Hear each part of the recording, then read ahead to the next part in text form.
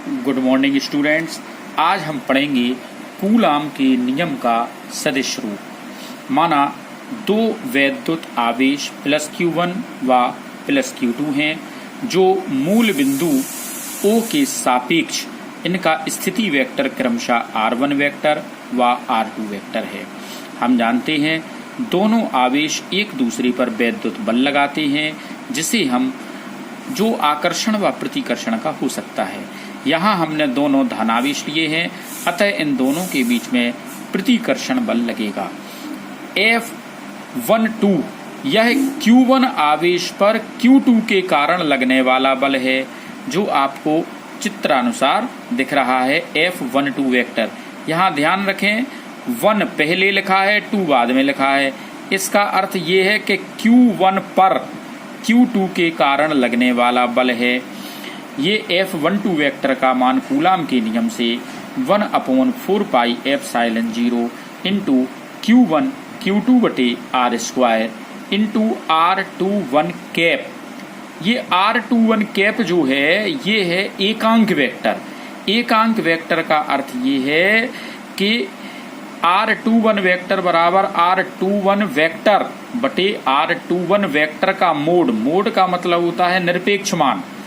एवं जो यहाँ नीचे R लिखा है R का मान है R12 वेक्टर का निरपेक्ष मान बराबर R21 वेक्टर का निरपेक्ष मान। अतः यह दोनों मान हम उपरोक्त समीकरण में रखेंगे तो हमें निम्न समीकरण प्राप्त होगा।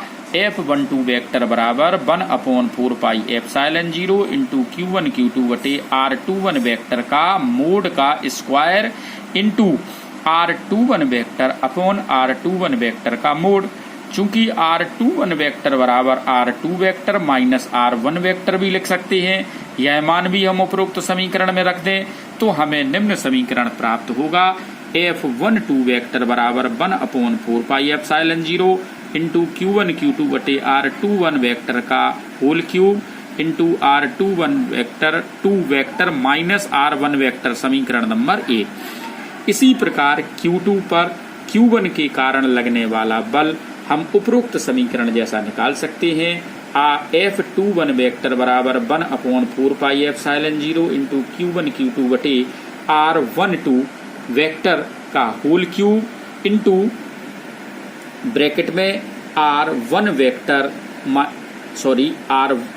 वेक्टर माइनस R2 वेक्टर समीकरण नंबर 2। यहाँ आप समीकरण 1 और 2 इन दोनों से देखें तो समीकरण 1 व 2 से हमें कूलाम के नियम का सदिश रूप प्राप्त हो जाता है। जो समीकरण 1 और 2 हैं यही कूलाम के नियम के सदिश रूप हैं। यहाँ दोनों समीकरणों से स्पष्ट है कि F1 वेक्टर F12 वेक्टर बराबर माइनस F21 वेक्टर। यही समीकरण ये न्यूटन के तृतीय नियम का पालन करते हैं जिसे हम क्रिया प्रतिक्रिया का नियम भी कहते हैं। धन्यवाद।